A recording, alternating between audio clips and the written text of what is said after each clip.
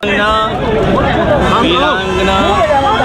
अवंतीबाई, उनको याद करने आज सब लोग यहाँ पर मौजूद हैं और हर वर्ष की तरह उनके सम्मान में हम सब लोग यहाँ पर इकट्ठे हुए हैं।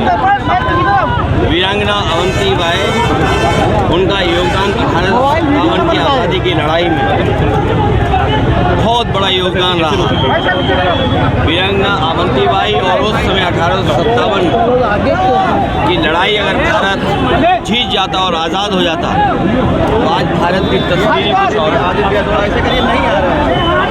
कल ही 15 अगस्त हम लोगों ने मनाया और आज वीरांगना अवंतीबाई को हम लोग याद कर रहे हैं, उनके योगदान को याद कर रहे हैं। उनसे लाखों लाख लोग हमेशा प्रेरणा लेते रहेंगे।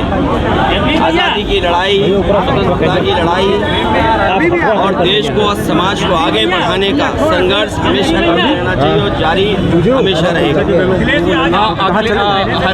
हरियाणा में सरपंच चुनाव था, वहाँ पे शिकायत की गई अवंतीबाई प्रतिमा जी की झंडे भी हटाए गए पार्टी के। वीरांगना अवंतीबाई लोधी का सम्मान सभी को करना चाहिए और सरकार के लोगों को विशेष इसलिए करना चाहिए कि संसाधन उन्हीं पर है। समाज और खासकर पीढ़ी का समाज अपने तमाम ऐसे महापुरुषों को और उनके योगदान को अगर पहचानेगा तो समाज और एकजुटता बढ़ेगी और इकट्ठा दिखाई देगा। सुप्रीम कोर्ट ने ईवीएम हरियाणा चुनाव की ईवीएम अपने पास बुलाई, जब उसको रिकाउंट किया गया तो हारे हुए प्रत्याशी 51 वोटों से जीता। ये इलेक्शन कमीशन में सवाल है कि नहीं सर, सरपंच चुनाव का?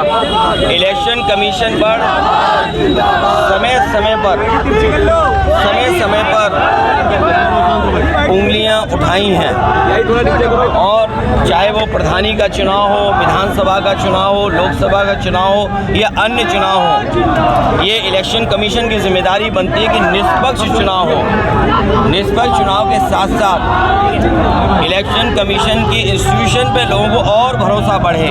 इधर जो हम लोग देखते हैं कि इलेक्शन कमीशन के जो फैसले हैं, इलेक्शन कमीशन का जो काम करने का तरीका है, उससे लोग संतुष्ट नहीं हैं, अविश्वास पैदा हुआ है।